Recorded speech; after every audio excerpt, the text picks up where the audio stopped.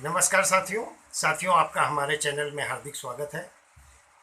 आज कृष्ण जन्माष्टमी की हार्दिक शुभकामनाएं मेरी ओर से। साथ ही साथ आज इस वीडियो के माध्यम से आपको बताएंगे भगवान श्री कृष्ण का चित्र और चरित्र। चित्र की बात यह है कि जीवन में संघर्ष के सिवाय कुछ नहीं होता और भगवान कृष्ण ने अपने जीवन में जो कुछ भी किया, जो कुछ भी पाया और जो कुछ भी खोया, वो संघर्ष करते करते खोया। तो वीडियो को स्किप बिल्कुल मत करें, अंत तक देखें। भगवान कृष्ण के बारे में बताया तो जाता है कि उन्होंने इस पृथ्वी पर अवतार लिया, लेकिन उसके बाद भी उनका जो स्थान ब्रह्मा विष्णु महेश से कहीं कम नहीं रहा। साथियों, द्वापर युग में जन्मे कन्हैया भगवान कृष्ण श्रावण मास की अष्टमी रात्रि 12 बजे दिन बुधवार रोहिणी नक्षत्र में भगवान श्री कृष्ण का जन्म हुआ था।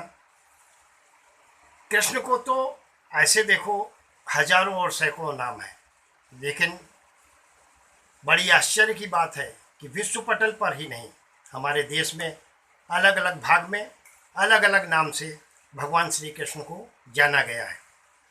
सबसे पहले जानकारी देना चाहेंगे मथुरा की। मथुरा में भगवान कृष्ण को कन्हैया नाम से जाना जाता है। वहीं उड़ीसा में जगन्नाथ भगवान के नाम से भगवान कृष्ण को लोग मानते हैं और पूजते हैं। महाराष्ट्र में विठोबा के नाम से भगवान कृष्ण को जाना जाता है, मान दिया जाता है, सम्मान किया जाता है।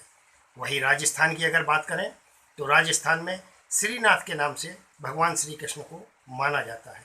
द्वारकाधीश गुजरात में, यानी कि गुजरात के लोग, गुजरात की जनता द्वारकाधीश के नाम से उन्हें मानती है, पूजती है। द्वारकाधीश का मतलब ही है कि राजा। एक ओर जहाँ भगवान कृष्ण ने ग्वाले गाय चराने वालों का नाम अर्जित किया, वहीं दूसरी ओर द्वारकाधीश बनकर, यानी कि राजा बनकर प्रजा की रक्षा की, प्रजा का पालन किया और पालनहार बने। आइए बात करते हैं केरल में। केरल में भगवान श्री कृष्ण को गुरुवायूरप्पन कहा जाता है। इसी प्रकार से भगवान कृष्ण के देश में, प्रदेश में अलग अलग नाम से पूजा होती है, अर्चना होती है। रूप उनका एक ही है, लेकिन उनके क्रियाकलाप, उनके कार्य करने का ढंग, जीवन की शैली, अवतार लेने के बाद भी उन्हें भगवान की श्रेणी में रखा गया, माना गया। गीता जो स्वयं में पवित्र है, जिसकी कसमें आज भी लोग खाते हैं, वो किस लिए? कि हमारे भगवान श्री कृष्ण के मुख के द्वारा निकली हुई है। जिस प्रकार से गंगा पवित्र है, उसी प्रकार से गीता पवित्र है। आइए बात करते हैं परिवार के बारे में, क्योंकि परिवार की पृष्ठभूमि हर इंसान के लिए बहुत महत्वपूर्ण हुआ करती है। परिवार की महत्वपूर्ण की बात करें, जीवन में यहाँ पर भी संघर्ष रहा। उनके जन्म जिससे लिया उसके पास रह नहीं सके, यानी कि वैसे तो जैविक रूप से माता पिता, जो सगे माता पिता, जिस माँ ने जन्म दिया उसका नाम देवकी था, पिता का नाम वासुदेव था। लेकिन कुछ ऐसे विडंबना हुई जीवन में भगवान श्री कृष्ण के, जैसा मैंने पहले कहा, उनका चित्र और चरित्र।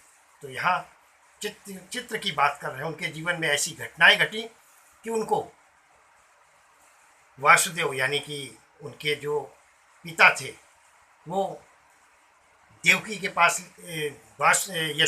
यशोदा के पास ले गए, यानी कि नंद बाबा के घर ले गए, और जाने के बाद वहीं नंद बाबा ने पालन किया। बड़ी विडंबना है। आज भी बहुत कम ही लोग जानते हैं कि भगवान कृष्ण की जो माँ थी वो देवकी थी। यशोदा का नाम सबसे पहले आता है, और सही बात है, आना भी चाहिए, क्योंकि जो पालन करता है, जो पालन करने वाला है, उसका नाम सबसे पहले आना भी जरूरी है। लेकिन जानकर बड़ा आश्चर्य होता है कि उनकी माँ देवकी जो जीवन भर कष्ट में रहीं, कृष्ण ने संघर्ष परिवार के लिए बहुत किया, इसमें कोई संदेह नहीं। लेकिन संघर्ष इतना किया कि उन्हें अपने सगे मामा यानी कि कंस का वध करना पड़ा। और जीवन में भगवान कृष्ण ने अपने जीवन में सिर्फ 4 लोगों का ही वध किया। 4 लोगों में, क्योंकि जीवन में उन्हें कभी संहार या वध करने की आवश्यकता नहीं पड़ी होती, लेकिन ऐसी स्थितियां और परिस्थितियां बनी कि जहां उन्होंने चाणूर, कंस, शिशुपाल और दंतवक्र का वध करना पड़ा।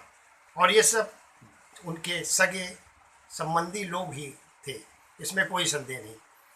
आइए पत्नियों की बात करें तो उसमें भी बड़े भाग्यशाली रहे भगवान कृष्ण। उस जमाने में रुक्मणी से इनका विवाह हुआ। उसके बाद सत्यभामा पत्नी, जाम्बावती, कालिंदी, मित्रविंदा, नागना, जिति और भद्रा, लक्ष्मणा। इस प्रकार से भगवान कृष्ण की 8 पटरानियाँ थीं, यानी कि 8 पत्नियाँ थीं, जिसमें से रुक्मणी, सत्यभामा को तो मेरे ख्याल में सभी लोग जानते हैं, लेकिन राधा का भी यहाँ नाम लेना ज़रूरी होगा। लेकिन राधा भगवान श्री कृष्ण की पत्नी नहीं थी, प्रेमिका थी। बहुत प्रेम करते थे, बहुत प्यार करते थे कृष्ण राधा से। लेकिन भगवान कृष्ण की जो बात कर रहे हैं उस पर केवल इतना बोलना है, भगवान का चरित्र और चरित्र की जो बात है उसमें भगवान कृष्ण ने केवल अपने चित्र और चरित्र में ये दिखाया है कि जीवन में उतार और चढ़ाव आते रहते हैं, संघर्ष के बिना जीवन नहीं है। और भगवान श्री कृष्ण हमेशा पास्ट यानी कि भूतकाल में जिए और भविष्य भी उन्हें मालूम था, भूत भी मालूम था, लेकिन वर्तमान में जीने की भगवान कृष्ण ने हमेशा कोशिश की।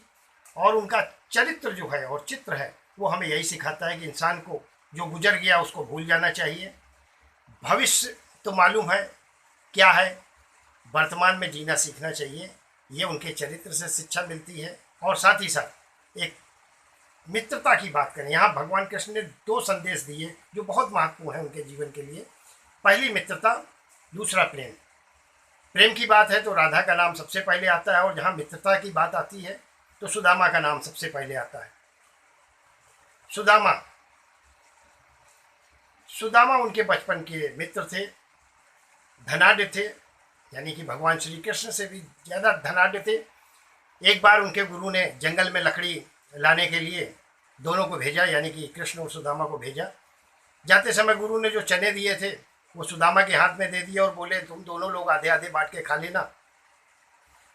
जंगल में पहुँचे, सुदामा को बहुत भूख लगी थी, खुद के हिस्से के तो चने खाए, साथ में भगवान कृष्ण के दिए हुए भी चने खा डाले।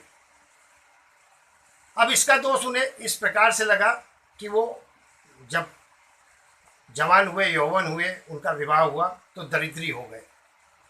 तो भगवान का चरित्र और चित्र यह बताता है कि अभी भी किसी का हिस्सा नहीं खाना चाहिए, क्योंकि उसको ऐसा करने से इंसान जो है जीवन में दरिद्री हो जाता है, इसमें भी कोई संदेह नहीं। तो भगवान कृष्ण की तो वैसे बहुत सारी शिक्षाएं हैं, बहुत सारी जानकारियां हैं, बहुत चरित्र और चित्र से सीखने को मिलता है, बस अपने जीवन में उतारने की देरी है। आज कृष्ण जन्म पक्ष पर, कृष्ण जन्माष्टमी पर हमारी ओर से हार्दिक शुभकामनाएं।